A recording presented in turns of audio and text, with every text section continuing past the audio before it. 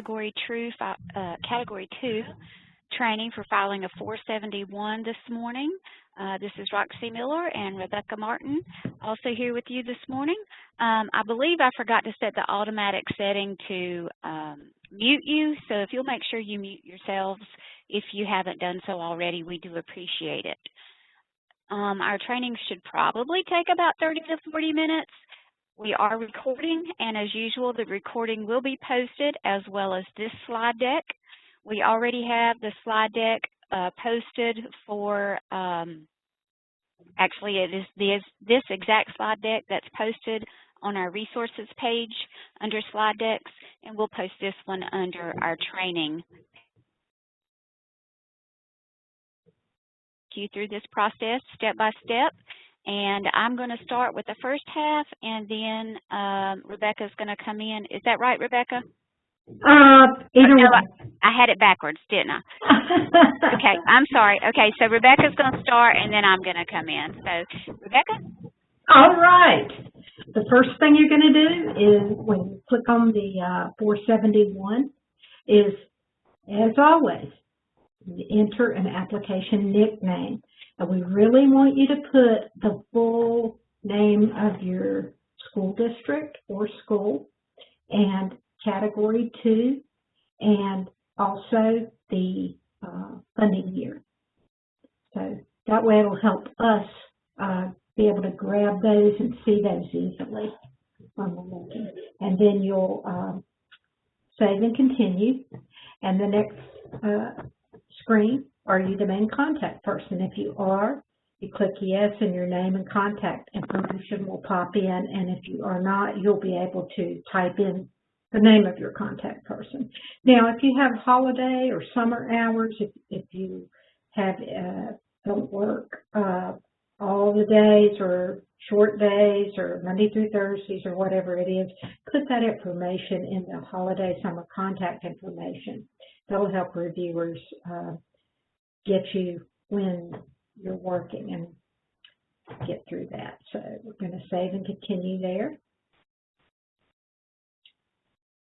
The next thing is the category of service. This one in particular, we're talking Category 2. So you'll click on the Category 2, save and continue.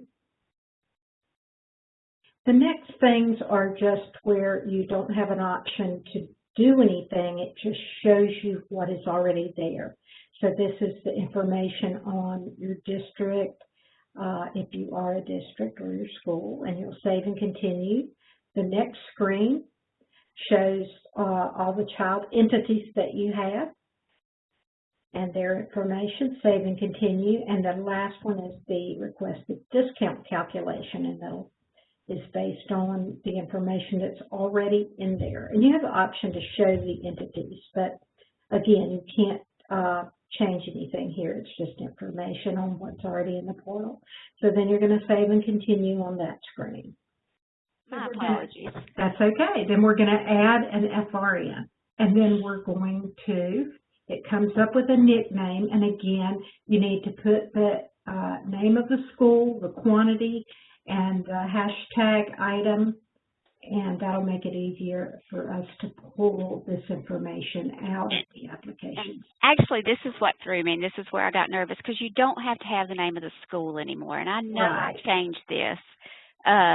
You just simply have to have how many switches or how many APs. So I guess I just didn't delete this one out of here, but you do not have to have the name of the school any longer because you have a district budget. So you just put how many switches you're buying or how many APs or that it's cabling. So that's what made me wonder, because I know I redid this slide. I must have just deleted the wrong slide when I redid the slide. So my apologies. And it's all good. You can still put that in there if you want to, if you have an earmark for a specific school. Yes, so hold on. I'm scrolling just a little happily here.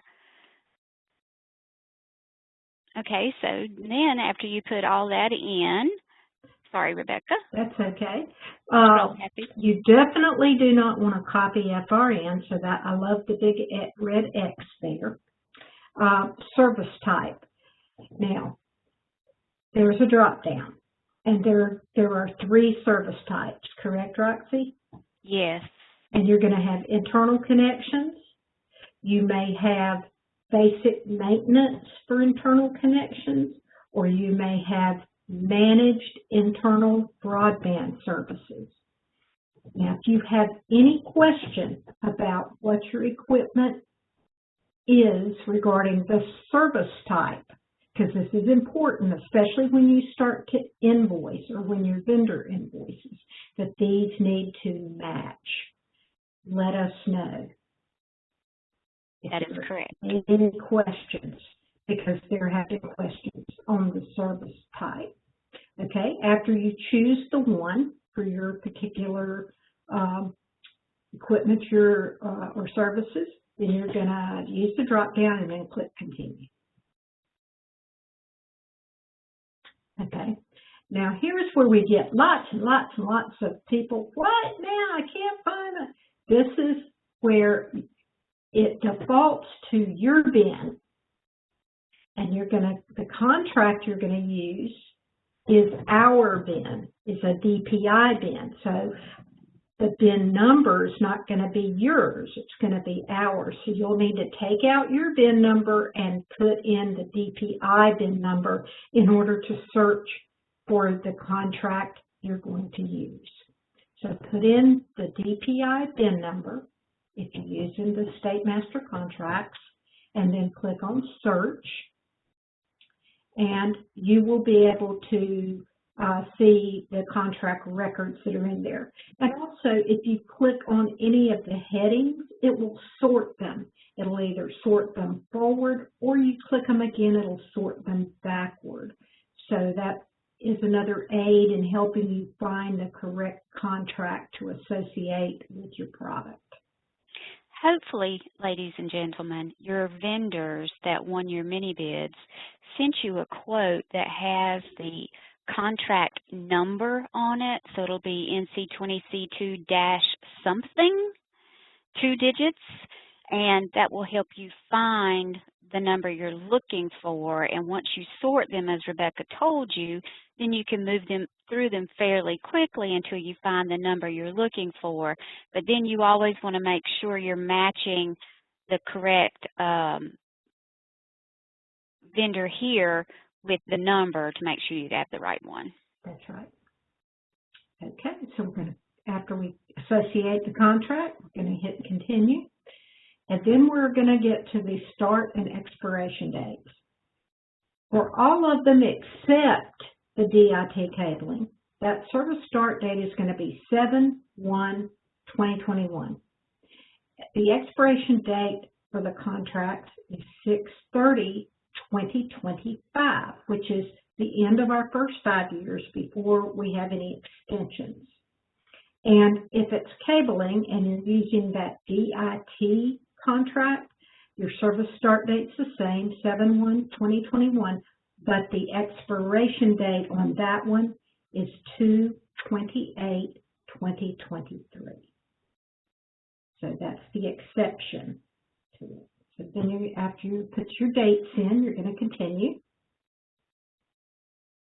And here's where you put in your narrative. And hopefully you've got a narrative all typed out somewhere else, and you're just going to be able to copy and paste that narrative in here.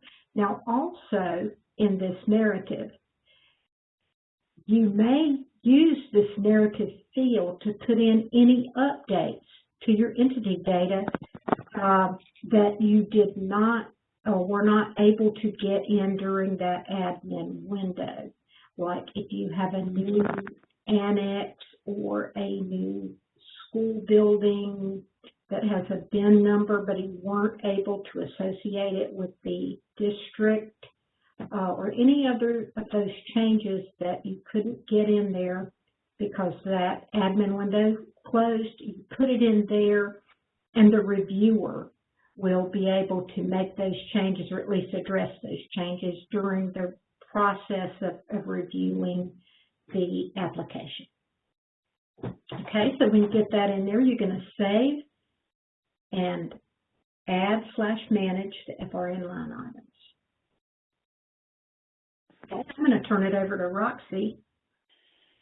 Okay, so once you have that FRN added, you have a blue hyperlink that shows up on the left. So that's the number you click on to go in and begin adding the monies and the amounts for what you're purchasing.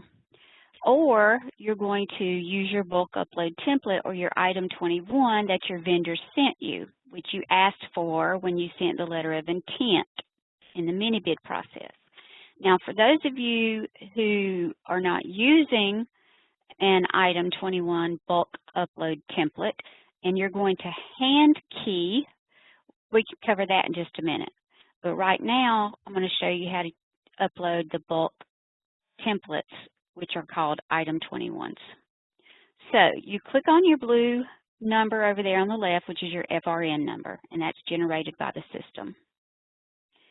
Don't check the box, because when you check the box, what happens is the edit, the remove, and the manage become open for you to use. So what you want to do is go into the FRN, and you do that by clicking on the hyperlink.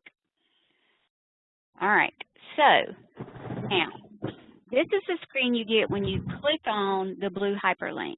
And notice you can add a new FRN line item, and that's what you do if you're hand keying all this stuff in, or you're going to click on the bulk upload, and that's what you're doing with your item 21 templates, okay? So we're going to click on that, and we go to the next screen. All right, so this is what you see. You get to choose your file. So you go out and find it, and then you submit it.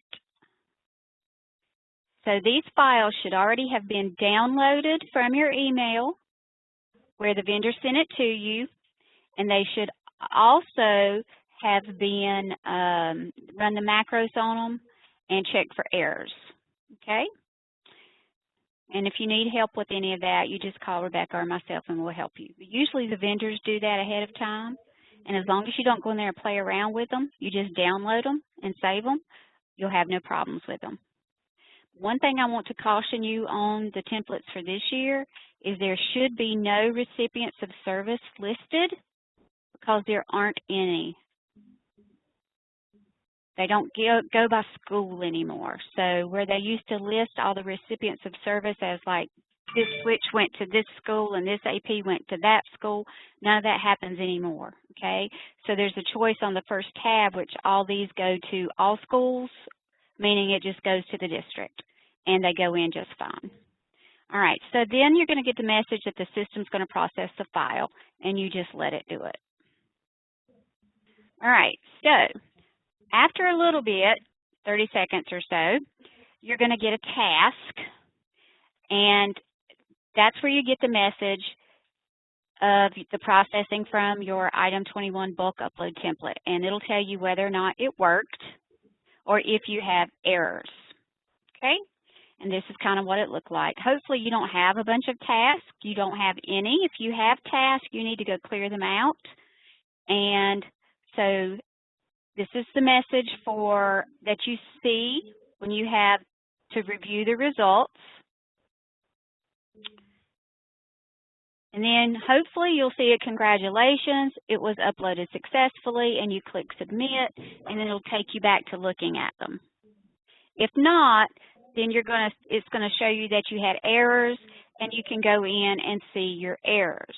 Now, if your template does not work, you need to go back into the template and make changes where it tells you that there are errors.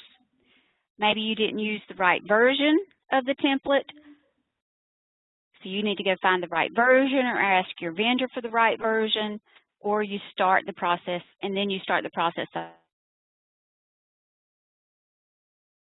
because of the new budget. So the vendors have no choice but to use the version that's out there, which I think is 21.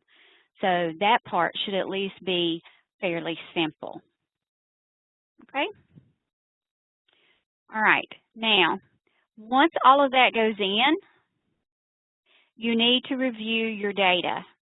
And the bulk upload templates take everything in by line items. So you're going to have lots of line items, and you need to compare that to your quote, to the item 21 template, to make sure that everything went in. All right, tips for success. Make sure you're using the correct version of the template. If you run the process multiple times for a single FRN, each upload will create new FRN line items. Oh, goodness. Regardless of data that was previously been uploaded, it won't override the original data. Once the upload is successful, you will be able to make additional edits within your 471. And then ensure that after your final clean validation, you save the file immediately. And that validate button is what I meant by running the macros on your template. All right. Now, let's talk about hand keying. I do not suggest you hand key. Too much chance for human error. But if you have just one line item, let's say cabling for $35,000, you don't necessarily need a template for that, so you could hand key it if you had to. So you see here the choice I mentioned earlier, which is add a new FRN line item or bulk upload. So you would click add a new line item. All right, now you have to make all these choices, whereas before the item 21 template put all these answers in for you. So let's say it's what type of internal connection, would say maybe it is cabling. So you choose cabling connectors, and then you save and continue. All right. This one example, I just stuck in data distribution. You put in the switch. You have to fill in the make and the model, and you're like, okay, where do I get this? Well, you get it from your quote. Your quote from your vendor should have all of this stuff in there. Is installation included in the price? Usually not. Installation is a separate line item. Is this lease or non-purchase? No, you're buying these switches. All right, so then you have to go over here and you have to fill in all the money. So on the left side, this is recurring cost. So these are all going to be zeros, but you have to put them in. Units you do have to fill in, and if you're buying something like switches or APs, you usually put an each in this box. But this can drop down according to whatever you're buying, because if it's cabling, it might be feet. Over in one-time cost, you're going to put the cost of each unit. So here, I'm buying 243, and they're $123.43 each.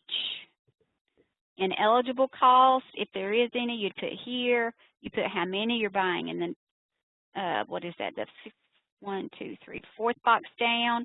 Then it'll do the math for you and give you your total cost. So see, there's lots of chances for mistypes and errors here when you're hand keying.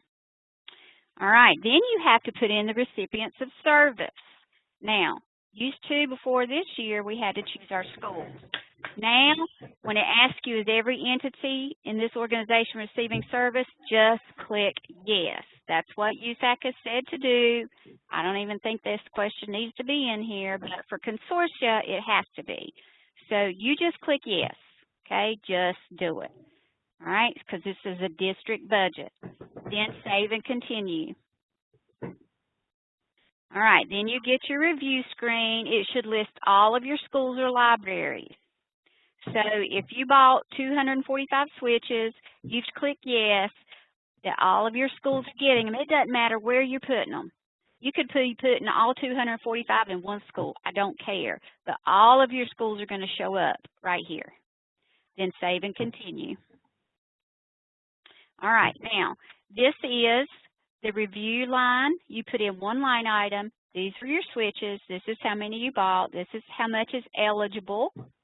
And then if you have more, it'll say you're going to buy APs and you're hand keying this, you add another. And you just keep going if you're hand keying and not using bulk uploads. Okay? And you just keep working your way down through those. All right, so that is the down and dirty on how to work with our contracts.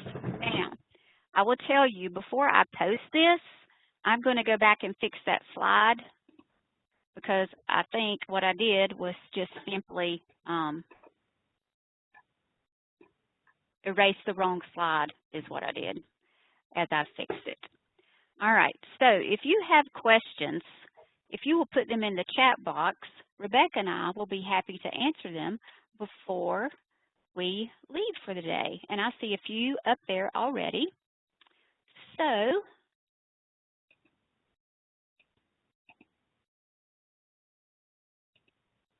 APs are what type of service? APs are internal connections. And are we going to share this PowerPoint? Yes, ma'am. It is already posted on our website under slide decks, which is under the resources page. But we also are going to put this presentation up again with the recording once I get everything fixed. And I apologize for the errors. You know, Rebecca and I, we're human, but we don't like to make errors for our people.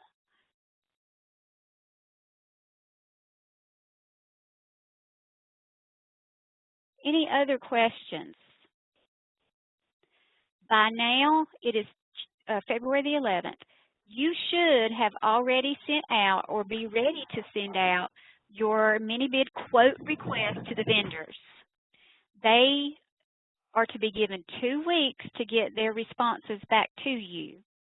And that gives you enough time to do your evaluation, send the letter of intent, and have them get you your item 21s back in time for you to have your 471 filed by March 15th. And you're thinking, hey, but that's not the deadline. Hey, you're right, but Rebecca and Roxy want you to have yours filed by March the 15th because we have 2 tickets to Tahiti leaving on March 16th. Okay, we have another question. If we want to wait 1 year, do we need to do anything now? Will we still have the same budget to work with and go through the mini bid process next year? Yes, you do not have to do anything right now if you are not planning on filing for Category 2 for funding year 21, which begins next July. So next year you will have the budget, and the budget is a 5-year budget, and the only way it can change is if you gain more children.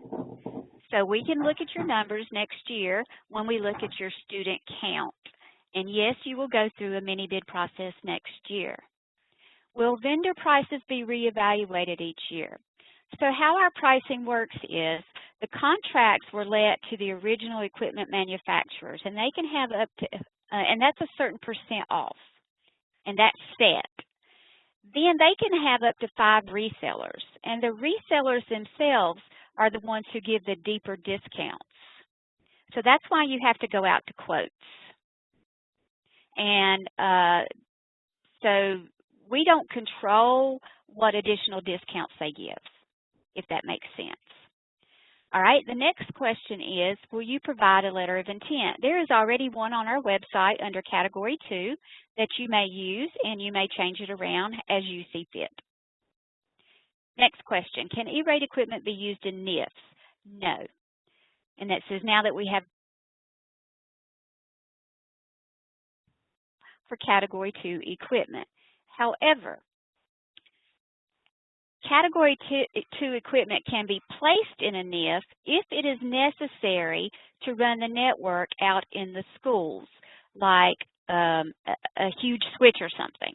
But you have to cost allocate it. So if you place it in like your technology office and it's used to run all the schools, then it can be placed there. But if it's running the technology office as well, you have to cost allocate out for the technology office. So NIFs are not eligible for Category 2 equipment, and they have no budget. Great questions. Other questions? They are fantastic questions.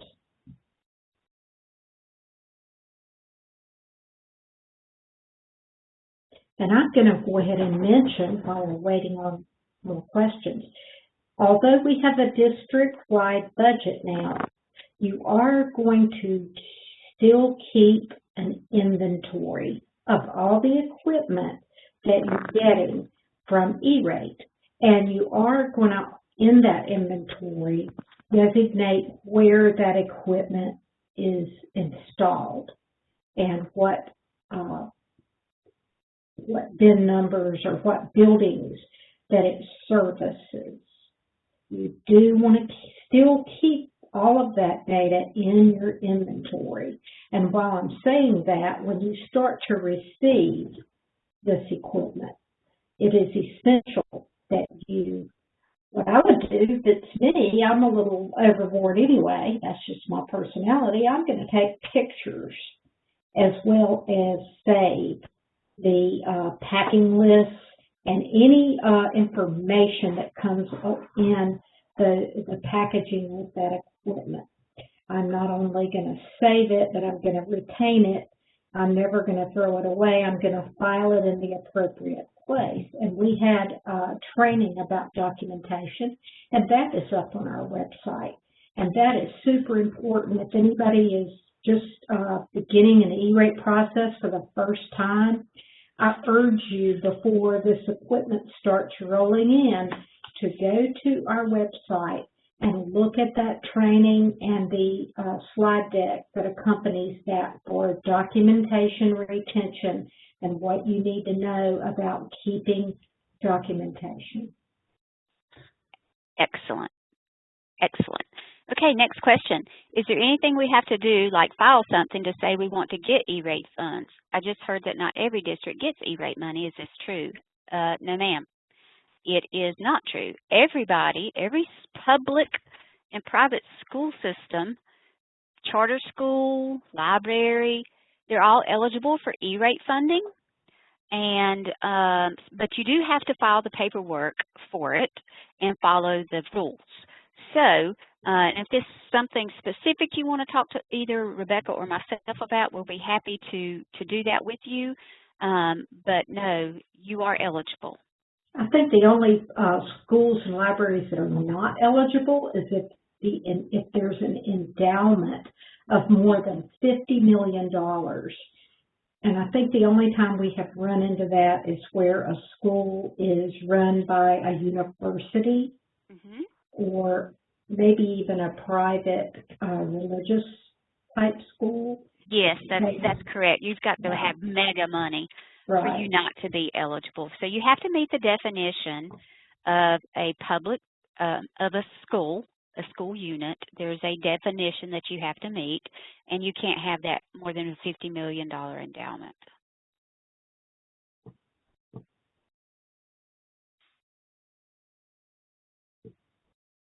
But yes, you do have to file for the funds.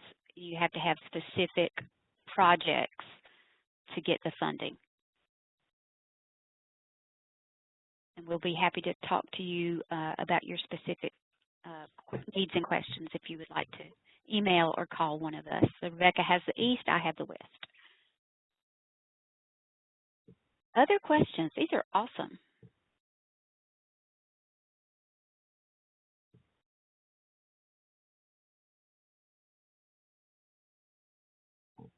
Okay, so remember, if you haven't done the mini bid training, you don't know what we're meaning by mini bid for Category 2, it is up on our website. You need to watch it. Make sure you know what you're doing with your mini bids and get that out. And then once you get everything back from your mini bid, all the quotes, you evaluate them, select your vendors, do the letter of intent, so you get your item 21s back. It's time to file your 471. We would love for those to be done by March the 15th, which is a little bit inside the deadline, but that is good because remember, Rebecca and I are going to Tahiti. And remember, when you file, that if you file after the 15th of March, let me just tell you, that EPC system is slow, and the closer you get to the deadline, the slower it operates. And it will take you no time at all to go ahead and get it done versus waiting till the last minute, and then it is very challenging to sit there while it thinks at every screen change. And I hope y'all really don't think we're going to Tahiti on a DPI salary, but if you believe it, that's great. Well, if the lottery truck hits us, yeah, it would be nice. We'll take y'all with us. My 23-year-old son has already spent the lottery truck 10 times. Anyway, all right, guys. So we're either of us for additional assistance, and we'll be watching for your 471s to get filed. Have a great afternoon. Take care.